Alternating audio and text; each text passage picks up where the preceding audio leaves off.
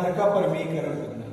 ठीक है, अब यहाँ आपको क्या करना है, ये और बी के मान ज्ञात करना है। दी गई परिमेय संख्या के ए और बी का मान ज्ञात करना है।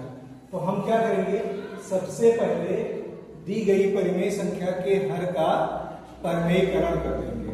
ठीक है, क्या करेंगे, तो इसके लिए हमने आपको बताया है कि क्या करेंगे, नीचे वाली संख्या को हमें देखना है। नीचे वाली संख्या में क्या दिया हुआ है, ए प्लस बी, इसको हमें गुणा कर देना है ए माइनस बी। जो संख्या दी हुई है उसी को चिन्ह बदल करके गुणा कर देना है। तो √3 माइनस 1 बटे √3 प्लस 1। अब इसको किससे गुणा कर देंगे, √3 माइनस 1 से, उतना ही हम ऊपर गुणा कर देंगे। √3 माइनस 1 बराबर ए माइनस बी √3। अब यहां देखिए क्या लिखा हुआ, √3 माइनस 1 गुणे √3 माइनस 1, मतलब ये दिया हुआ है कि ये गुणे ये, तो ये गुणे ये बराबर क्या हो जाता है, ये स्क्वायर। तो इसी तरह से हमारा ये हो गया √3 माइनस 1 का होल स्क्वायर। इसको हम लिख सकते हैं √3 माइनस 1 का होल स्क्वायर।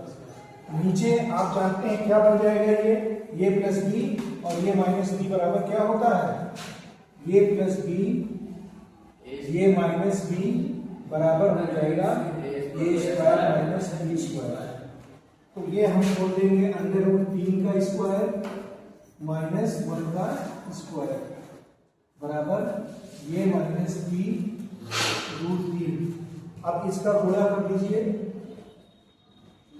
तो यहां पर ये क्या हो गया, ये है हमारे पास ये माइनस बी का होल स्क्वायर, और ये माइनस बी का होल स्क्वायर, ये माइनस बी का होल स्क्वायर बराबर होता है A square minus 2ab plus B square. ये फार्मूला है।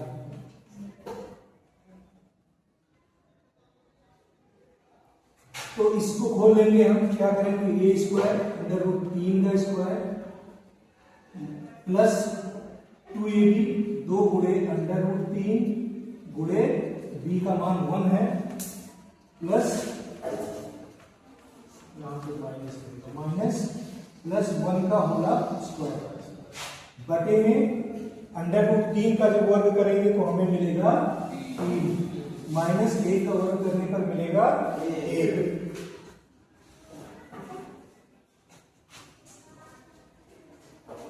अब 3 का √3 का गुणा करेंगे तो ये 3 हो जाएगा, माइनस 2 एकम 2, ये बनेगा 2√3 और 1 का वर्ग करने पर आएगा 1।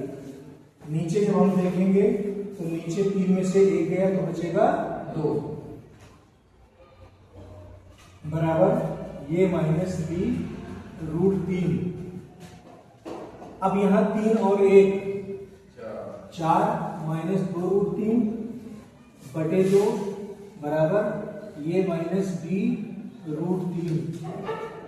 अब यहां से हम क्या कर सकते हैं, यहां से 2 कॉमन ले सकते हैं, तो 2 कॉमन ले लेंगे तो बचेगा 2 और यहाँ पे बचेगा माइनस √3 बटे 2, ये 2 से 2 कट जाएगा, ये माइनस बी √3। अब हम क्या देख रहे हैं कि हमारे पास 2 माइनस √3 बराबर ये माइनस बी √3।